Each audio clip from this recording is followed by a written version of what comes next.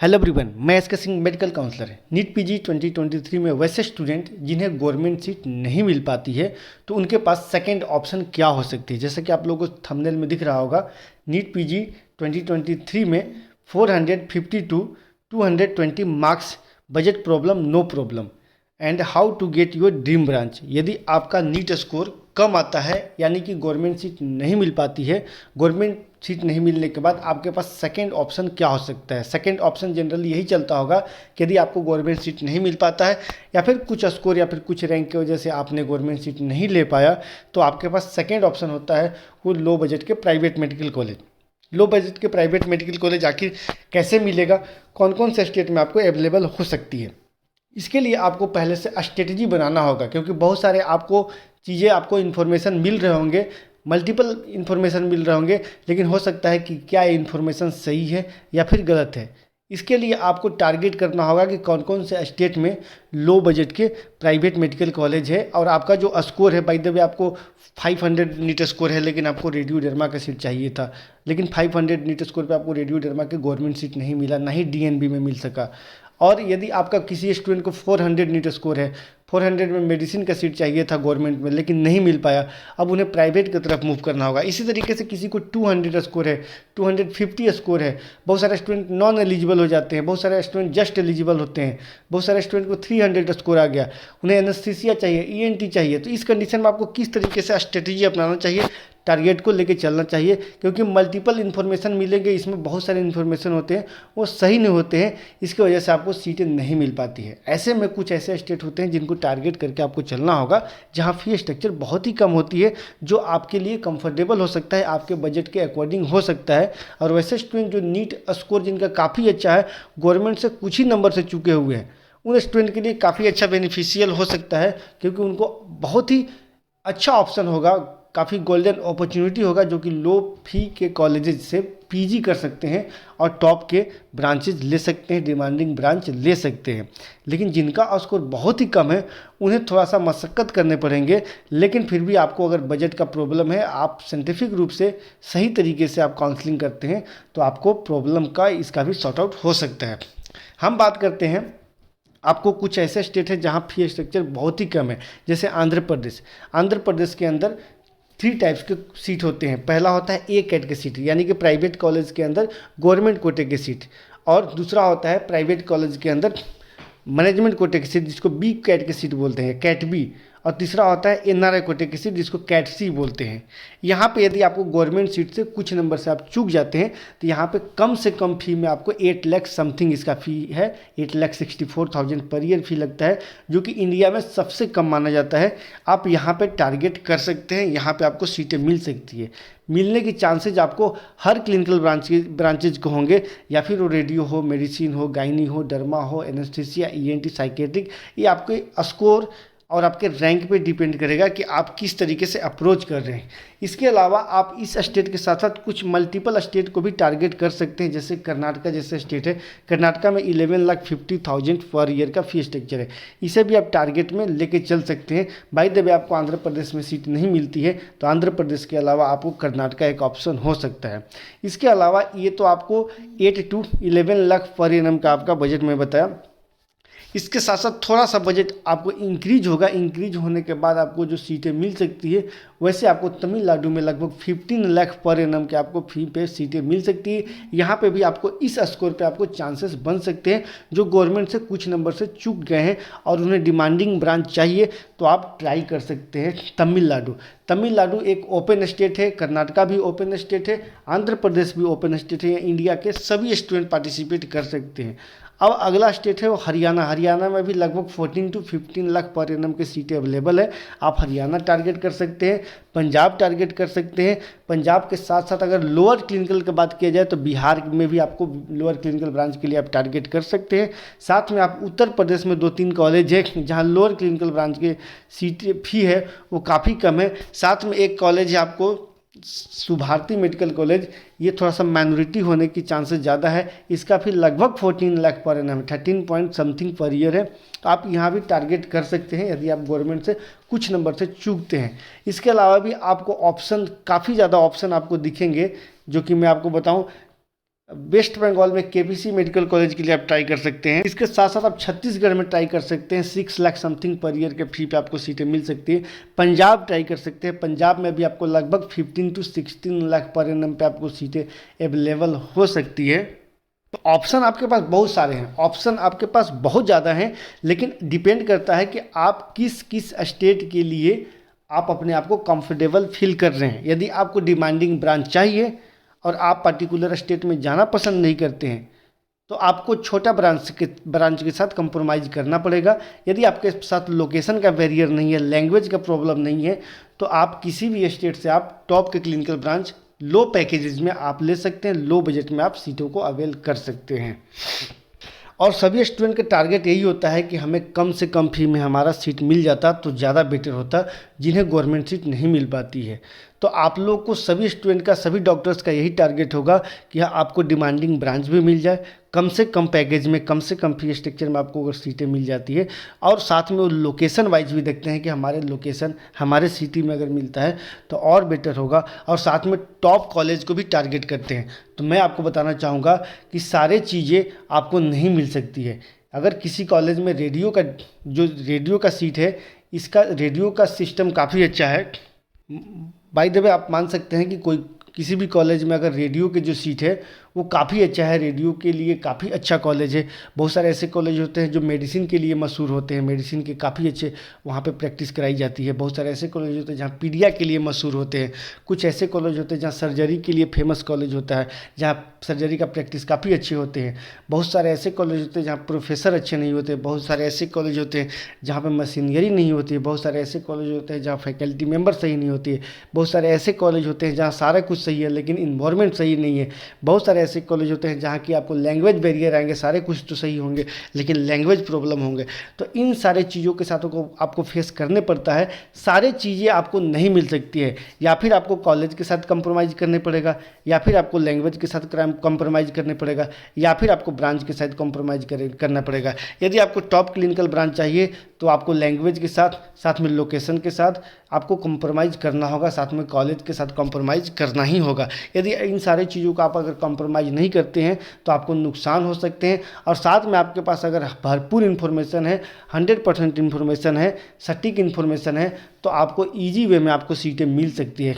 और यदि आप लोगों को इन्फॉर्मेशन नहीं है तो आप चाहे तो हमसे कांटेक्ट कर सकते हैं। हम या हमारा टीम आपको भरपूर सपोर्ट करेंगे अभी से लेकर लास्ट तक, जब तक कि आपको सीटें नहीं मिल जाती है। इसके लिए आपको पेड सब्सक्रिप्शन लेते हैं तो हमारी टीम आपको अभी से लेकर लास्ट तक काउंसलिंग गाइडेंस प्रोवाइड करते हैं जब तक कि सीटें मिल नहीं जाती है। और हम लोग के माध्यम से, हमारे काउंसलर के माध्यम से हम लोग आपके स्कोर पे वर्कआउट करते हैं। वर्कआउट करने से आपको काउंसलिंग क्या होता है, ईजी हो जाता है और आपको हार्डवर्क करने की ज़रूरत नहीं पड़ती है। आपको हमारे अकॉर्डिंग चलना होगा और आपको सीटें ईजिली मिल सकती है।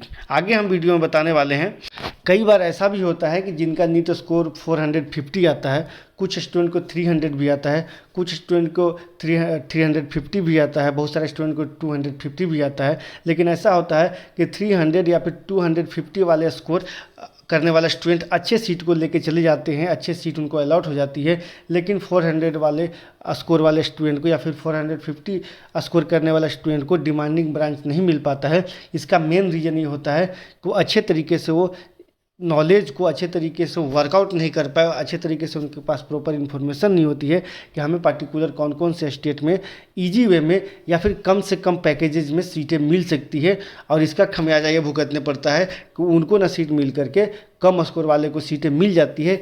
इसका मेन मोटिव ये होता है कि वो उस स्टेट या फिर उस कॉलेज को चॉइस नहीं किए होते हैं जो कॉलेज उनके रैंक पे मिल सकता था। और कम स्कोर वाले जिनका 300, 350 या फिर 250 स्कोर आता है, वैसे स्टूडेंट उस पार्टिकुलर स्टेट में पार्टिसिपेट किए, काउंसलिंग किए, चॉइस फिलिंग किए और उन्हें सीटें मिल जाती है। अगर आप ऐसा गलती करते हैं तो हो सकता है कि आपके अच्छे स्कोर होने के बावजूद भी आपको अच्छा कॉलेज भी नहीं मिलता है और साथ में आपको लो बजट के कॉलेज ना मिल के आपको हाई बजट के कॉलेज मिल जाती है। सपोज डेट आपको 8.64 लाख पर एनम या फिर 11 लाख या फिर 12 लाख या फिर 15 लाख पर एनम का आपको सीटें मिलनी चाहिए थी आपके स्कोर या आपके रैंक पे, लेकिन आप एक छोटी सी गलती की वजह से, एक छोटी सी इन्फॉर्मेशन नहीं होने की वजह से आपका जो कॉलेज मिलता है वो 20 लाख 25 लाख पर एनम का मिल जाता है या फिर वो 30 लाख या 35 लाख पर एनम को मिल जाता है। और इससे आपको कम से कम 20 to 25 लाख का 30 लाख या फिर 40 लाख का भी नुकसानात हो जाते हैं। तो इन सारी चीज़ों से बचने के लिए आपको प्रॉपर इन्फॉर्मेशन अभी से लेना होगा, क्योंकि काउंसलिंग में अभी काफ़ी लेट है। अभी तक रिजल्ट भी नहीं आया है। रिजल्ट आपको 31 मार्च को आएगा। हो सकता है इससे पहले भी पब्लिक रिलीज कर दिया जाए, लेकिन अभी आप लोग वर्कआउट कीजिए अच्छे तरीके से। आप कॉलेज को सर्च कीजिए, आप स्टेट को सर्च कीजिए, आप अपने ब्रांच को सर्च कीजिए कि किस किस लोकेशन में कौन कौन से स्टेट में आपको पार्टिकुलर क्या क्या डिमांडिंग ब्रांच है, उस ब्रांच का क्या फी स्ट्रक्चर है, क्या कट ऑफ गया था पिछले साल, इसके पिछले साल क्या गया था, हमें कौन कौन से स्टेट में जाना चाहिए या फिर हमें कॉम्प्रोमाइज़ करना चाहिए।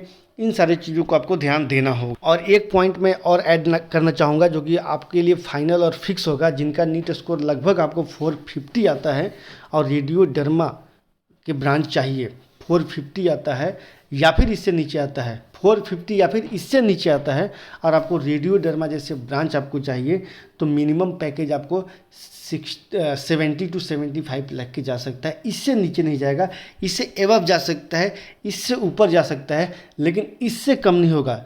75 to 80 लाख या फिर 70 लाख जाएगा, इससे नीचे नहीं जाएगा। मिनिमम पैकेज बता रहा हूँ पूरे फुल 3 इयर्स का, इससे कम नहीं जाएगा, यानी कि 20 to 25 लाख या फिर 30 लाख जाएगा मिनिमम पर ईयर फी, इससे कम नहीं जा सकता है। अगर आपको 450 से बिलो मार्क्स है या फिर 450 मार्क्स है और मेडिसिन पीडिया गायनी चाहिए हो या फिर ऑर्थो की सीटी चाहिए हो, तो आपको बता दूं कि 16 लाख से स्टार्ट होगा। 15 to 16 लाख से पर एनम का सीटें अवेलेबल हो सकती है मिनिमम पैकेज का, और मैक्सिमम पैकेज हो सकती है वो आपको हो सकती है अप्रोक्स आपको 30 लाख, 40 लाख, 50 लाख भी जा सकती है। लेकिन मिनिमम पैकेज में आपको 8 लाख के भी सीटें अवेलेबल हो सकती है, 11 लाख पर एनम का भी सीटें अवेलेबल हो सकती है। लेकिन ऑन एवरेज अगर बात किया जाए तो 15 to 16 लाख तक आपको सीटें मिल सकती है। अब हम बात करते हैं इसके अलावा सर्जरी ब्रांच का। तो सर्जरी आपको इस स्कोर पे आपको ये भी आपको 8 to 11 लाख का आपको मिनिमम पैकेज में मिलेंगे। ऑन एवरेज अगर बात किया जाए तो 15 to 16 लाख पर एनम का, और अगर इससे ऊपर बात किया जाए तो 20, 25, 30 लाख, 40 लाख भी जा सकता है। और अगर बात करें ENT एनेस्थीसिया ऑप्था साइकेट्रिक जैसे ब्रांच का, तो ये भी आपको same process 8 to 12 lakh per annum तक जा सकता है मिनिमम बजट पर ईयर का, मैक्स मिनिमम जा सकता है। और मीडियम बात किया जाए, ऑन एवरेज बात किया जाए तो ये आपको लगभग जाएगा 20 लाख जा सकता है, 25 लाख जा सकता है, मैक्सिमम आपको 30 लाख जा सकता है, 35 जा सकता है, इससे ज़्यादा नहीं जाएगा। तो इन सारी चीज़ों को आपको ध्यान में रखना होगा। ये मिनिमम मैक्सिमम इसलिए बता रहा हूँ कि मिनिमम का मतलब ये हुआ कि आपके स्कोर पे आपको कम से कम बजट में आपको सीटें मिलेंगी। इसके लिए आपको एडवांस काउंसलिंग करना होगा, स्मार्ट काउंसलिंग करना होगा, पार्टिकुलर स्टेट के बारे में, पार्टिकुलर कॉलेज के बारे में आपको प्रॉपर इन्फॉर्मेशन लेना होगा, तभी आपको ये चांसेस बन सकती है। एक बार फिर से मैं आपको रिपीट कर देता हूँ कि जिनका नीट स्कोर 452 से नीचे, 450 या फिर इससे नीचे आती है, तो ओवरऑल मैं आपको पैकेज बता देता हूँ। आपको ऑल क्लिनिकल ब्रांच का आपको मैक्स टू मैक्स आपको मिनिमम पैकेज आपको बताता हूँ, वो आपको 70 to 75 लाख का जा सकता है हायर क्लिनिकल ब्रांच का मिनिमम पैकेज। और लोअर क्लिनिकल ब्रांच की अगर बात किया जाए तो ये आपको जा सकता है 40 लाख to 50 लाख रुपीज़ का। और अगर एवरेज अगर बात किया जाए, एवरेज आपको 80 to 90 लाख रुपीज़ का जा सकता है हायर क्लिनिकल ब्रांच का या फिर 1 CR तक का। और लोअर क्लिनिकल ब्रांच की अगर बात किया जाए तो ये आपको जाएगा 60 to 80 लाख रुपीज़ का। अगर हम बात करें इससे ज़्यादा अगर आपको चाहिए, तो इससे ज़्यादा आपको जो बजट जा सकता है, जो लास्ट बजट जा सकता है, वो आपको 1.5 CR भी जा सकता है, 2 CR भी जा सकता है, 2.50 CR भी जा सकता है, 3 CR भी जा सकता है।